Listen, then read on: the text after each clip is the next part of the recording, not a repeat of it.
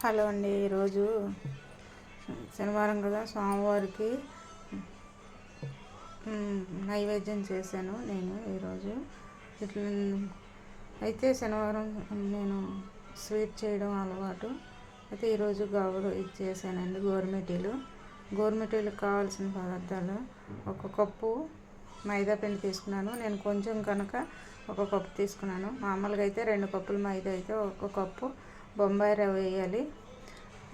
2 కప్పులు మైదా తీసుకొని 1 కప్పు బొంబాయి రవ్వ వేసి దాంట్లోని కొంచెం ఉప్పు వేసి, సాల్ట్ వేసి, తర్వాత కొంచెం వేడి పాలు వేసి మనం కొంచెం నెయ్యి కానీ డాల్డా కానీ నూనె కానీ వేసుకొని పిండిని పిసుక్కోవాలి. సరిపోతే పాలు సరిపోతే, లేదంటే నీళ్ళైనా వేసుకోవచ్చు. నీళ్ళైనా గోరువెచ్చని నీళ్ళతోటి మనం పిండిని కలుపుకోవాలి. ఎందుకంటే అలాగే గోరువెచ్చని నీళ్ళు దేనికంటే, గోరువెచ్చని నీళ్ళు అయితే గుల్ల వస్తుంది, మనకి గుల్లొచ్చి మెత్తగానే స్మూత్గా ఉంటుంది.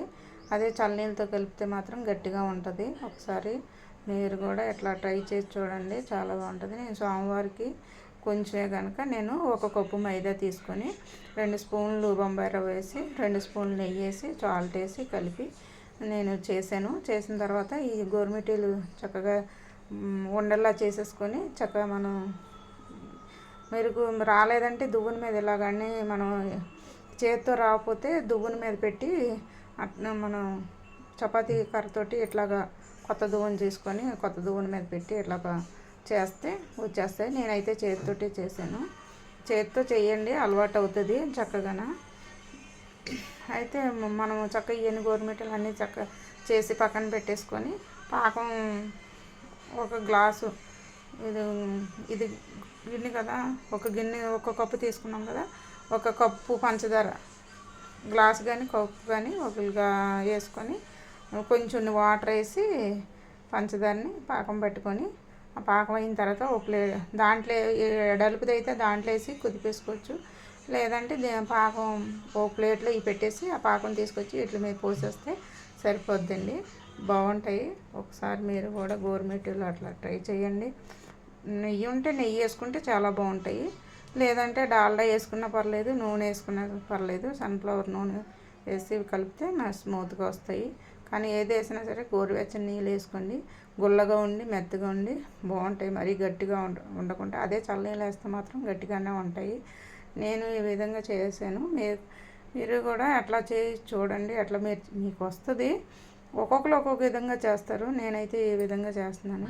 స్వామివారికి సమర్పించడానికి మాత్రం చేశాను. అది మీకు ఒకసారి చూపిద్దామని.